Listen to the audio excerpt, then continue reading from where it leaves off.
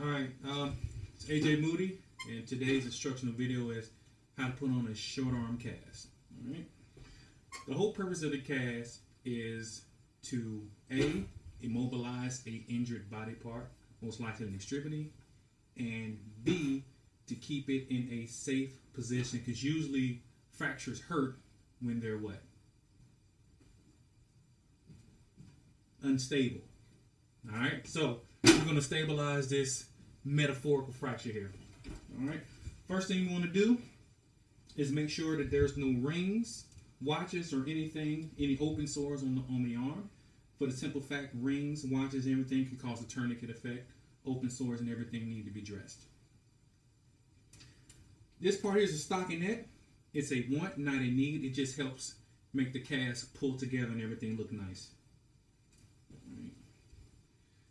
You want to cast the wrist at 0 to 15 degrees. Alright, so this is 0. Get a side view. That will be 15 degrees. Alright. This here's your Weber.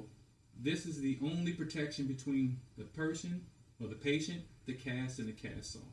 Alright.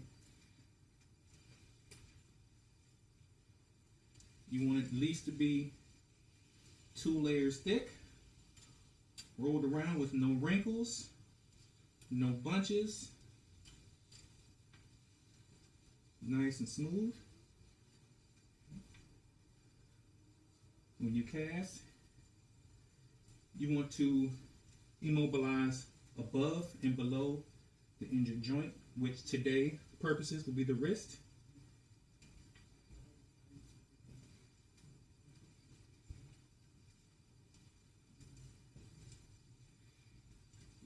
And as I said, at least 2, but I like to go a little thicker, so I'll go 3 to 4 layers.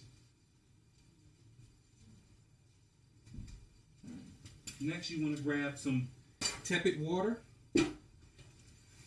The temperature of the water dictates how fast this stuff sets. The hotter the water, the faster it is. And this sets what's called an exothermic reaction. Exo means outer. Thermic means some sort of temperature. So this water's temperature would dictate how fast the casting material sets up. We're rolling fiberglass. Grab ourselves a pair of non-stick gloves. So we're going to start with our fiberglass. This is 3" and it goes by the width. And how you choose just depends on the size of the patient's arm. If you have a wider arm, use a wider fiberglass, but 3 is pretty good for an adult. Alright. You want to start at the base. Come across, catch at least 2 in thickness. Make sure you keep the patient's wrist in the correct position. Then you grab your trusty casting scissors and you want to trim to go around the thumb.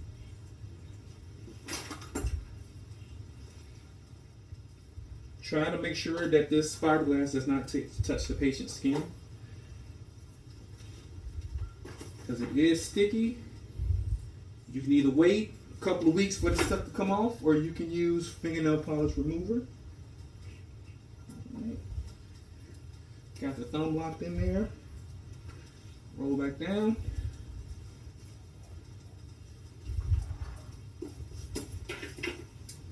Trim off the excess.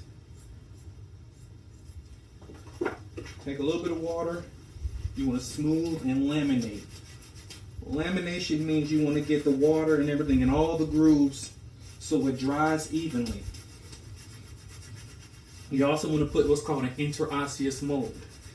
Interosseous mold means your arm isn't round, it's flat. So you want to use the heels and not your fingertips, because you can put pressure into the cast, and those pressures can translate into ulcers underneath the cast. So the object is to make it smooth and comfortable, because our patients have to wear these sometimes weeks at a time. Okay. You also want to hit what's called the distal palmar crease, which is when you bend your hand, the metacarpal heads, that part underneath is called your distal palmar crease. That's where you want the cast to stop.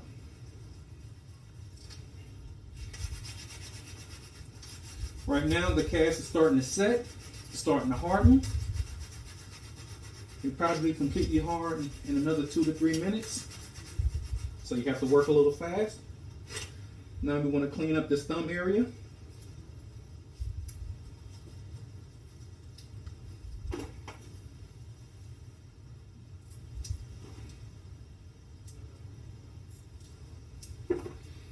Pull and smooth it down.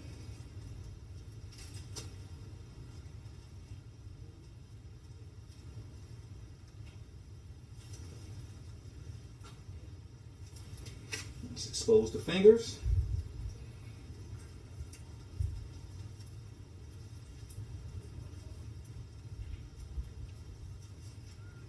Reinforce the distal palmar crease and your inner osseous mold.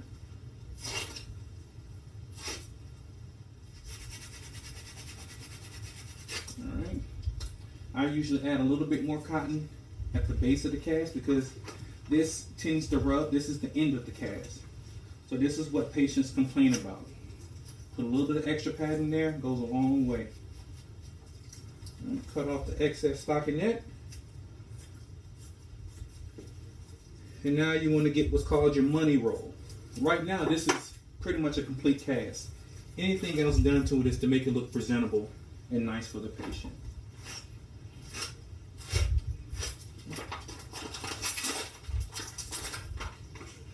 Money roll, you chose black today.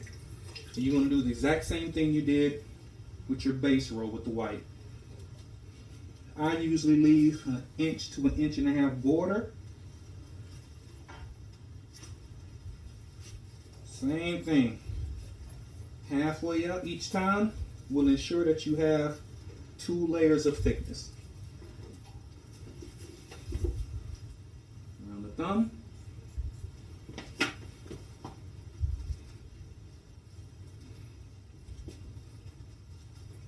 Bring it across. One time.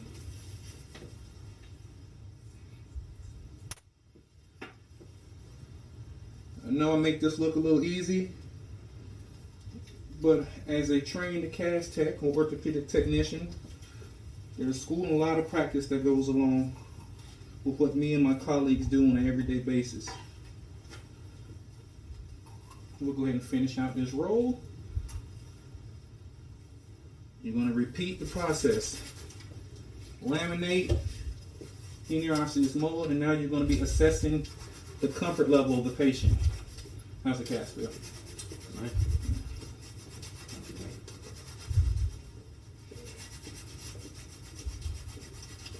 So, short arm cast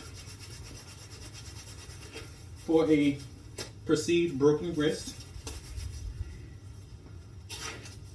We have hit our landmarks, distal palmar crease. The thumb is exposed because it's not injured, so you don't want to impede the thumb.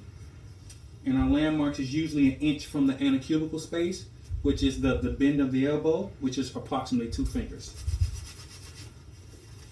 Then now, we make it look pretty.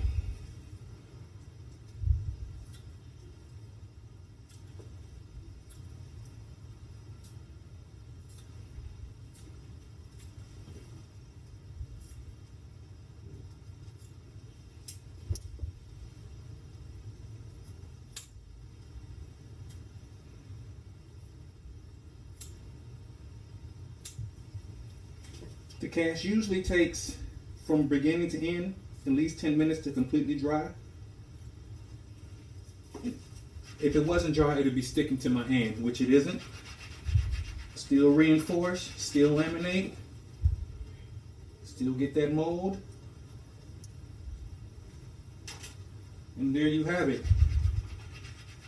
A short arm cast. Just come get a closer look at it.